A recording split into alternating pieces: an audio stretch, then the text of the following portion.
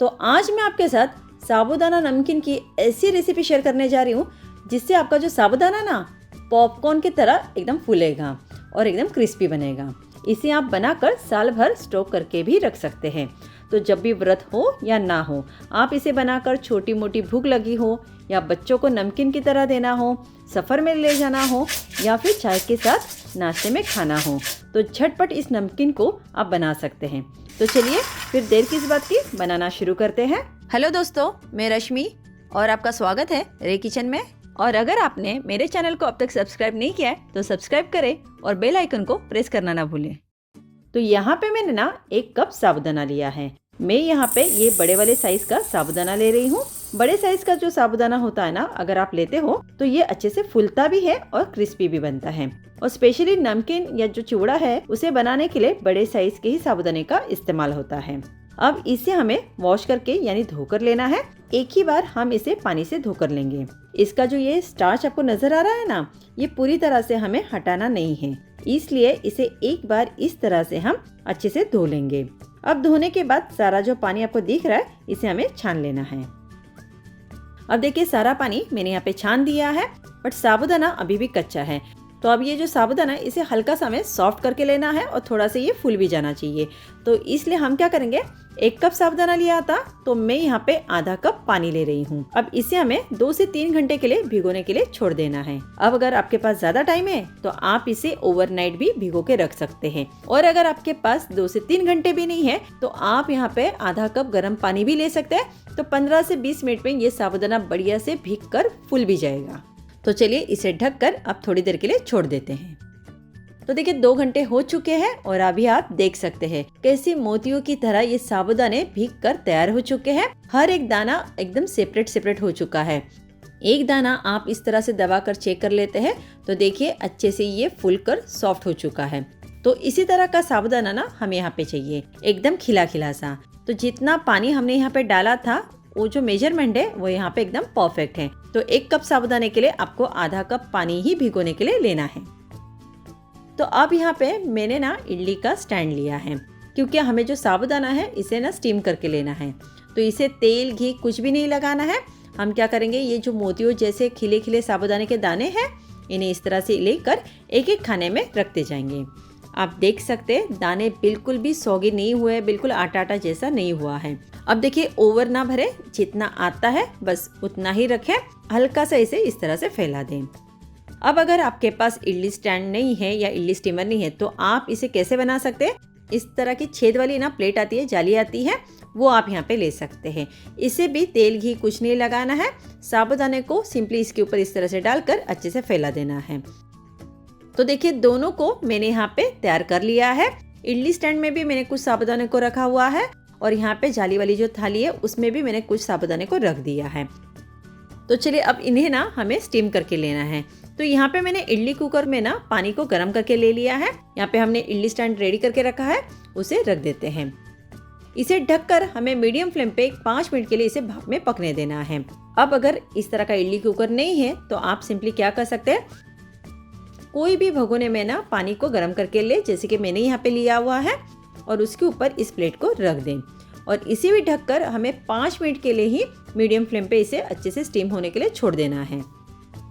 तो देखिए यहाँ पे 5 मिनट हो गए हैं और जो साबूदाने हैं ना वो बढ़िया से फूल भी चुके हैं और अच्छे से पक चुके हैं। देखिए कैसे ट्रांसपेरेंट हो गए हैं, इनका कलर भी बदल गया है। देखिए मैं आपको दोनों साबूदाने यहाँ पे दिखा रही हूँ और दोनों में कितना फर्क हो चुका है। गैस की फ्लेम को कर देंगे बंद। तो अब ये जो गर्मा गर्म साबूदाना है ना, इसे तुरंत ही हम ठंडे पानी में इस तरह से डाल देंगे ताकि इसकी जो कुकिंग प्रोसेस है ना वो रुक जानी चाहिए। तो यहाँ पे ये जो जाली वाली थाली है ये भी देखिए साबूदाने कैसे पक गए हैं और अच्छे से ट्रांसपेरेंट हो चुके हैं। तो इन्हें भी हम ठंडे पानी में तुरंत ही डाल देते हैं। और ये जो साबूदाना अभी आपको खिचड़ी जैसा लग रहा है ना, दिख रहा है ना कि अरे ये तो एकदम चिपका सा है, ये एकदम एक दूसरे से चिपक चुका है। तो ये जब इस तरह से पानी में मिक्स करेंगे ना तो एक एक दाना आराम से एकदम आसानी से अलग हो जाएगा। देखिए हाथों से इन्हें जब हम इस तरह से कर देते हैं तो दाने जो है देखिए कितने आसानी से एकदम अलग अलग हो रहे हैं ना। मैंने यहाँ पे ना फ्रिज का ठंडा पानी लिया है तो ये जो साबूदाने फटाफट अलग हो जाते हैं और बिल्कुल भी ये गर्म नहीं है। तो सारे दाने मोतियों की तरह अलग अलग हो चुके हैं। अब चलिए इसमें जो सारा पानी हमने लिया था ये हमें नहीं चाहिए, तो हम ये सारा पानी छान लेते हैं क्योंकि इसमें बिल्कुल भी पानी नहीं रहना चाहिए। तो ये देखिए सारे साबूदाने को मैंने छलनी में निकाल के ले लिया है। अब यहाँ पे आप साफ सुथरा अच्छा क्वालिटी का कोई भी पॉलीथीन या फिर इस तरह की शीट ले सकते हैं। अब इसके ऊपर ये मोतियों जैसे दिखने वाले जो साबूदाने हैं इन्हें हम डाल देते हैं। और अगर अच्छी धूप आ रही है आपके घर पे तो इसे आप धूप में ना 1 से 2 दिन अच्छे से सुखा लीजिए। और अगर धूप नहीं आ रही है तो आप इसे पंखे के नीचे पूरी तरह से ड्राई होने तक सुखा ले। साबूदाना अंदर तक अच्छे से सूख जाना चाहिए और अच्छे से ड्राई हो जाना चाहिए। 2 दिन बाद आप देख सकते हैं कि साबूदाने बढ़िया से सूख कर तैयार हो गए हैं। कैसे एकदम पत्थर जैसे दिख रहे हैं ना, एकदम पत्थर बन चुके हैं, एकदम कड़क। पहले देखिए एकदम सॉफ्ट से स्पंजी से ये थे और सूखने के बाद कैसे एकदम हार्ड हो चुके, कड़क हो चुके हैं। आवाज से ही आपको पता चल रहा होगा कि कितने अच्छे से अंदर तक सूख चुके हैं। बना कर ना साल भर स्टोर करके रख सकते, सालों साल ये बिल्कुल भी खराब नहीं होगा। जब भी मन करेगा आपको जितना खाने का मन है उतना आप निकाल लीजिए और इसका बढ़िया सा नमकीन चिवड़ा बना लीजिए। और जो बाकी बचा है उसे आप स्टोर करके रखें। तो मैं यहाँ पे 1 कप से आज ना नमकीन चिवड़ा बना रही हूँ। तो चलिए चेक भी कर लेते हैं कि ये फूलता भी है या नहीं। तो यहाँ पे कढ़ाई में तेल को सबसे पहले अच्छे से गर्म करके लीजिएगा और इसमें हम थोड़ा थोड़ा करके साबूदाने को डालते जाएंगे। एक साथ सारे साबूदाने यहाँ पे नहीं डालने हैं, थोड़े थोड़े बैच में हम इन्हें फ्राई करके लेने वाले हैं। 10 से 12 सेकंड में ये फूल कर ऊपर आ जाते हैं। और देखिए जैसे ही गर्म तेल में गए हैं कैसे पॉपकॉर्न की तरह उछलने लगे हैं और बढ़िया से फूलने भी लगे हैं।